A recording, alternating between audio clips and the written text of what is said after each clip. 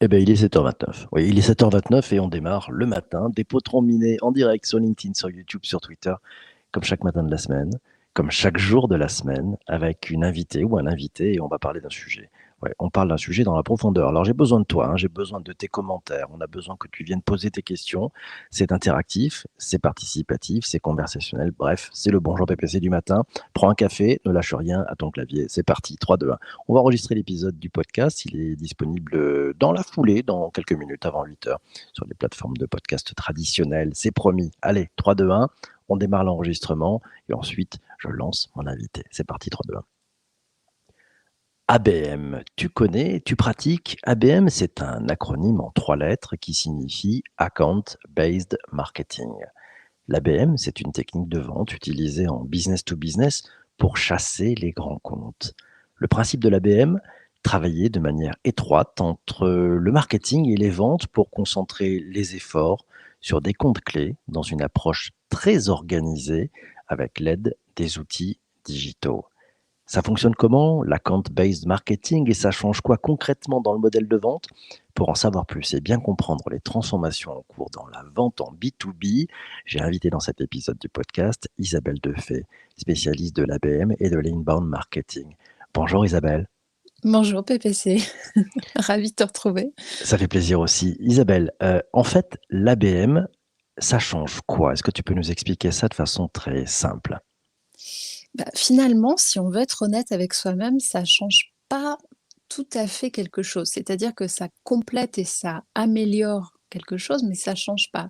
Le fait de s'adresser à des comptes stratégiques, le fait de mettre un commercial dédié à un compte clé, c'est des choses qui existaient déjà précédemment.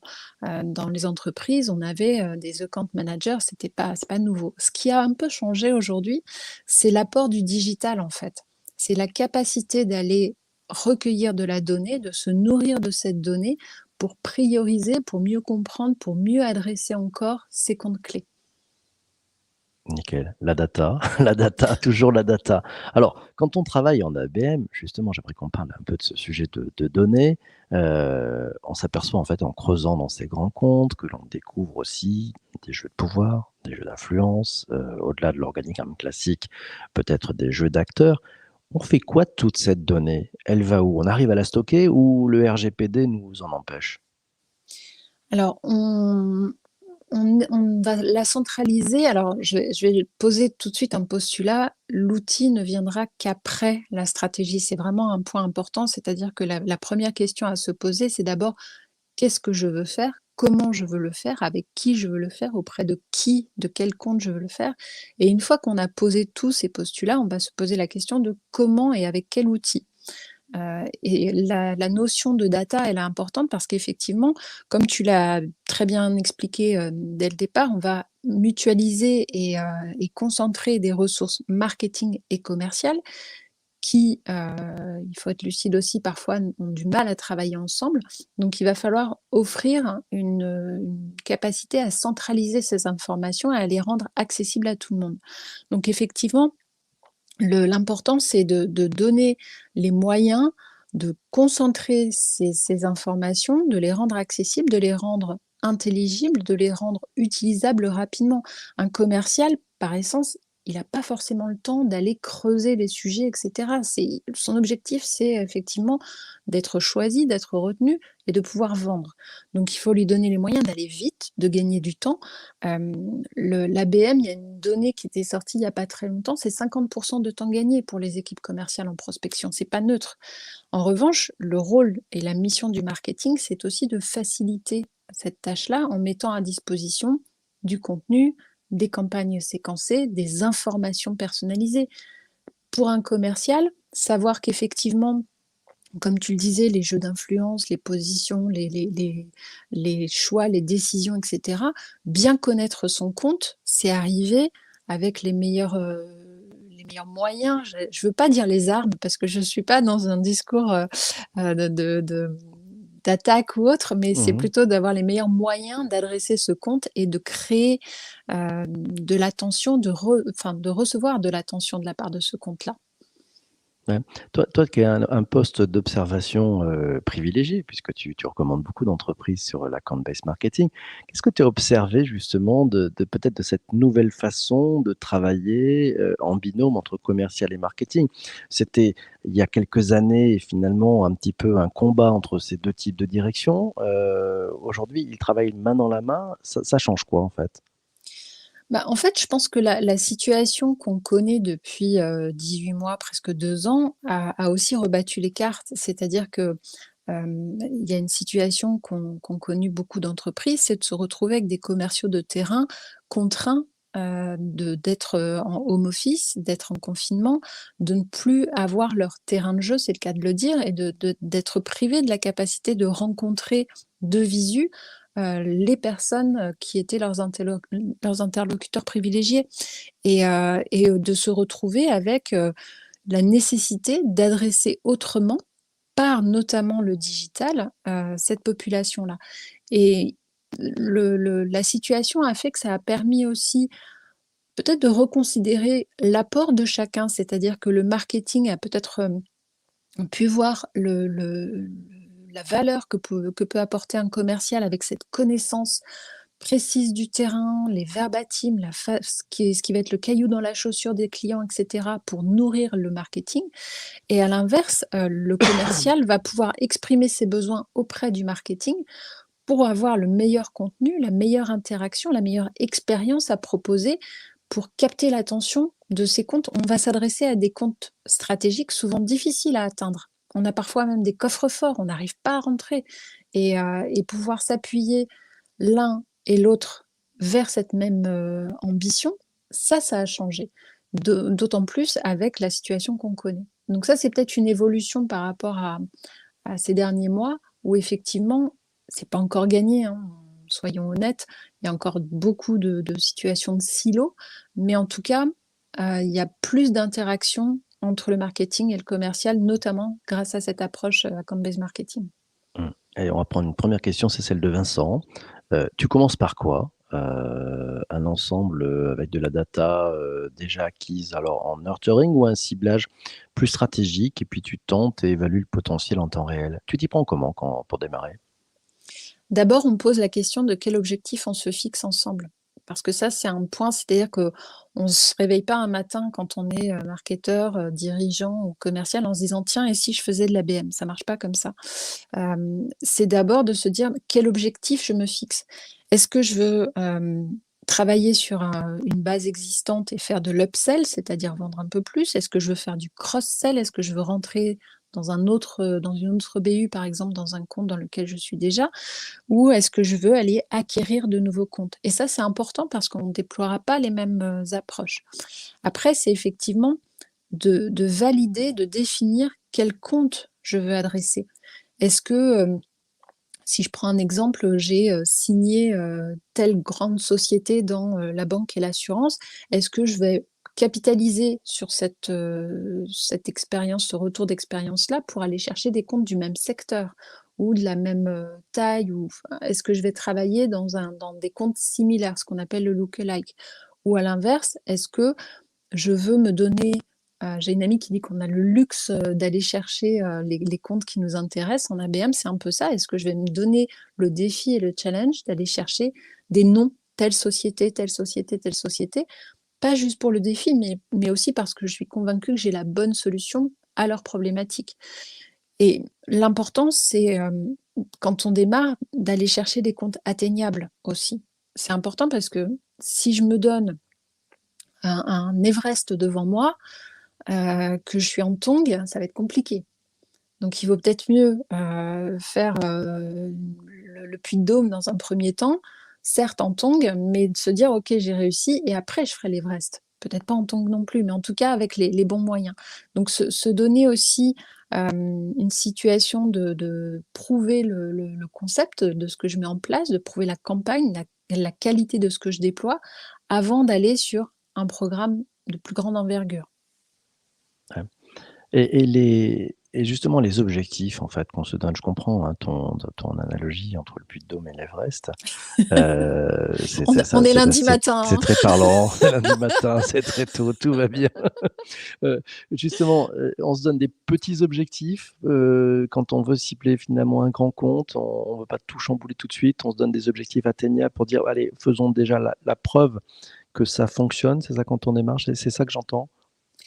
Bah, en fait, comme on l'a dit, ça vient chercher, le fait de faire travailler ensemble des départements qui parfois n'étaient pas, dans le même objectif entre le marketing et le commerce, de rassembler, d'aller chercher, de nouvelles, informations, de la nouvelle data, de centraliser, donc peut-être de changer d'outil. Donc il y a toute une conduite du changement aussi à accompagner dans cette approche-là. Donc si tu révolutionnes tout de A à Z, tu mets, en possible fragilité la réussite de ton projet. Donc il vaut mieux aller step by step et cocher des cases. Ça, c'est bon, ça, c'est bon, ça, c'est bon, avant de Mmh. complètement, révolutionner ta manière de prospecter ou d'acquérir de nouveaux comptes. En revanche, on peut aller sur des déploiements si tu as une team, une équipe, qui est, motivée, qui a, les moyens, qui a envie d'aller, déployer ce type d'approche auprès de certains comptes, allons-y. Et là, tu peux te donner des objectifs un peu plus ambitieux. En revanche, il faut que ça soit acté, compris, embarqué en interne et que les équipes commerciales et les équipes marketing se sentent prêtes à aller, vers ce genre d'approche. Mmh. Tu nous parlais tout à l'heure d'une stratégie possible, c'est le lookalike, hein. C'est-à-dire qu'on a Mmh. réussi dans un secteur d'activité, puis on dit: «Tiens, bah, allez, si on continue dans le même secteur sur, une autre, grande entreprise que l'on veut, conquérir». C'est ça qui est gagnant ou au contraire, peut-être c'est pas tellement ça le sujet? Tout ce qui fait gagner, c'est finalement la capacité à travailler, totalement synchronisé entre marketing et commercial, d'avoir appris à travailler ensemble et c'est ça qui fait vraiment gagner du temps pour la suite? Disons que l'approche, sur des comptes similaires, ça peut permettre de gagner du temps et de s'assurer, des éléments de réussite. C'est-à-dire que lorsque tu peux, démontrer le retour d'expérience positive d'un client déjà acquis à quelqu'un du même secteur, forcément, il va pouvoir mieux se projeter. Donc, c'est intéressant de pouvoir capitaliser sur cet élément-là pour aller chercher des comptes similaires. Après, c'est aussi, il y a peut-être un point qui est intéressant à rappeler, c'est que quand tu abordes cette approche d'account based marketing, généralement, tu vas t'adresser à des comptes, on l'a dit, des comptes clés, mais tu vas être sur des cycles de vente quand même relativement longs. Donc ça veut dire qu'il faut que tu restes à l'esprit suffisamment longtemps tout au long du cycle de vente. Tu vas avoir beaucoup d'intervenants dans le cercle de décision, c'est-à-dire que tu vas avoir différentes structures, différents départements qui vont pouvoir entrer en ligne de compte dans la décision finale et tu vas souvent être sur des paniers moyens élevés, voire très élevés. On a par exemple des clients qu'on accompagne, on est sur, des millions d'euros et on est sur 3-4 ans de cycle de vente. C'est immense, donc ça veut dire qu'il faut déployer des campagnes suffisamment, personnalisées, suffisamment séquencées, suffisamment construites pour couvrir ce cycle de vente très long et rester à l'esprit et offrir surtout une expérience. C'est-à-dire qu'il faut se démarquer du lot. Il faut offrir quelque chose qui va capter l'attention des interlocuteurs, donc bien les comprendre, bien les connaître, savoir où est-ce qu'ils recherchent une information, savoir qu'est-ce qui les motive, qu'est-ce qui leur plaît ou à l'inverse, quelle est leur problématique, quel est le caillou dans la chaussure et se nourrir de tout ce qu'ils font. Aujourd'hui en digital, tu peux, hem, écouter des podcasts, on est en train de le faire là, d'aller, chercher, ce que dit une personne, ce qu'elle, partage dans une tribune, lire des rapports annuels et cetera pour te nourrir de ce qui se passe dans l'entreprise que tu souhaites adresser. Mmh. Donc Une tout ça, chasse c'est sur temps important. long alors, une chasse sur temps Ouais, long avec, ouais. beaucoup d'interactions et de relations. Prends la question tiens de Lionel, il comprend que vous recrutez. Quelles sont les qualités d'un bon chasseur en business to business? J'allais dire l'empathie. D'autant plus quand on est sur ce type d'approche. En fait, ça peut paraître, un peu bisounours, mais Très sincèrement, on est dans une nouvelle façon d'adresser et de créer de la relation et de l'interaction. On a beau être sur du digital et s'appuyer sur du digital, on est avant tout sur de l'humain à l'humain. C'est-à-dire que, on va aller, proposer quelque chose qui va capter l'attention. On est tous dans un monde, surinformé, on parle d'infobésité et cetera. L'attention qu'on va recevoir de l'autre va forcément, heu, être retenue. C'est-à-dire que si, j'envoie un livre dans lequel j'ai mis une annotation, dans lequel j'ai mis, des petites coches pour dire: «Tiens là, ça peut être intéressant pour vous» et cetera. Ça peut paraître, bateau, mais en même temps, j'ai pris le temps. J'ai pris le temps de comprendre ce qui se passait de l'autre côté. J'ai pris le temps d'offrir quelque chose que j'ai personnalisé et cetera. Donc ça participe de ça et donc cette empathie, elle est importante et on est plus dans du conseil que de la vente. On Mmh. va apporter une réponse à une problématique. C'est souvent la difficulté d'arriver à sortir du produit ou du service et de parler de l'autre. On a cette technique, qui est proche aussi du rédactionnel, qui est le vous, je, nous. C'est vous, qu'est-ce qui vous arrive à vous? C'est quoi votre problème? Je l'ai compris. Je, c'est qu'est-ce que je peux vous apporter et nous, c'est qu'est-ce qu'on va faire ensemble. Mais on pourrait presque aller dans ce sens-là en ABM. Mmh. Donc de l'attention, de l'attention, de l'attention, de l'empathie et puis, on garde le contact et puis, j'aime bien le vous, je, nous, c'est à garder. Autre question, tiens, c'est celle de Vincent. Écoutez ta précédente réponse, il a une réponse, oui, justement sur, on est essentiellement sur du temps long. Sa question était: «Est-ce que l'ABM a un coût, direct ou indirect, différent de celui d'une organisation classique?» Oui, il a un coût différent dans la mesure où on va aller chercher des comptes différents. C'est-à-dire que, j'avais rédigé, j'avais proposé un article justement sur la complémentarité, et aussi les différences qui existent entre l'inbound marketing et l'ABM. Parce qu'effectivement, lorsque tu vas aller chercher des comptes en ABM, tu es, comme je le disais tout à l'heure, sur des comptes dimensionnés. Si tu concentre des équipes marketing, des équipes commerciales, que tu déploies des campagnes personnalisées pour aller chercher des petits paniers moyens, ton coût d'acquisition client, il va exploser. Donc ça n'a pas de sens. Il vaut mieux s'orienter dans ce cas-là vers une approche inbound marketing où je mets à disposition un ensemble de contenus parce que je m'adresse à un volume potentiel de clients élevé et là, c'est eux qui vont venir vers moi. Quand je suis en ABM, je vais presque, quand je suis dans le niveau le plus personnalisé de cette approche-là, je vais presque avoir une campagne par compte. Donc, c'est effectivement de l'investissement en termes de ressources humaines, en termes de création de contenu, en termes de temps, en termes d'outils, en termes de budget.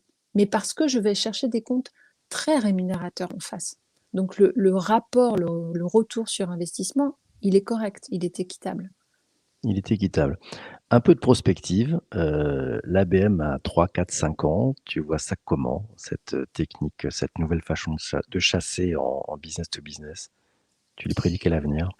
Je pense que alors, tu as les États-Unis et l'Inde notamment sont très avancés sur ces approches-là. Certains disent que le B2B sera de toute façon de l'ABM demain. Il y a beaucoup de nouveaux outils qui apparaissent, notamment, des plateformes, 360 qui permettent d'aller, recueillir énormément de données, de suivre les campagnes et cetera et il y a des éléments qui sont intéressants aussi à suivre peut-être de ce qu'on appelle le gifting, c'est-à-dire la capacité d'envoyer au sein d'une campagne. Aujourd'hui, tu peux, proposer un livre blanc, une inscription à un webinar, une vidéo et cetera. Demain, tu pourras et je crois que c'est même, on peut dire aujourd'hui, tu peux envoyer, quelque chose de physique, une box, un cadeau, un petit goodies ou des choses comme ça et tu peux l'intégrer comme étant un élément de ta campagne avec la capacité de suivre, de traquer si ça a bien été délivré et cetera. Donc ça fait partie des évolutions qui existent et je pense que l'évolution majeure qu'il y aura, c'est peut-être de reconsidérer ce terme d'account-based marketing parce que c'est presque réducteur de parler que de marketing. On l'a dit, hein, ça implique le commerce, etc.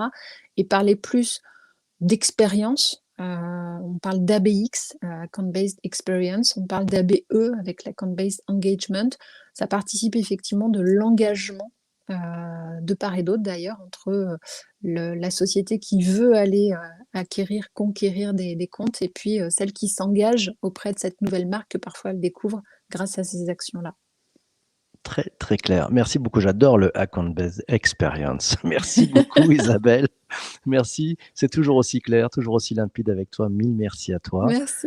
Merci beaucoup. Mille merci à toi aussi d'avoir écouté cet épisode du podcast jusqu'ici. Merci d'être présent, fidèle sur tes plateformes de balado.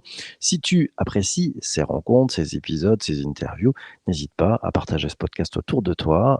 Voilà, en parler, à dire ouais, c'est vachement bien, vous devriez l'écouter. Abonnez-vous, abonnez-vous. Voilà. Mille merci à toi. On se retrouve demain matin pour un prochain épisode. On parlera d'emploi 4.0 et de toutes les transformations qui changent dans le monde des RH et de l'emploi. Voilà, on se retrouve demain matin. Ciao, ciao. À bientôt. Portez-vous bien. Salut. Et surtout, ne lâchez rien. Ciao, ciao.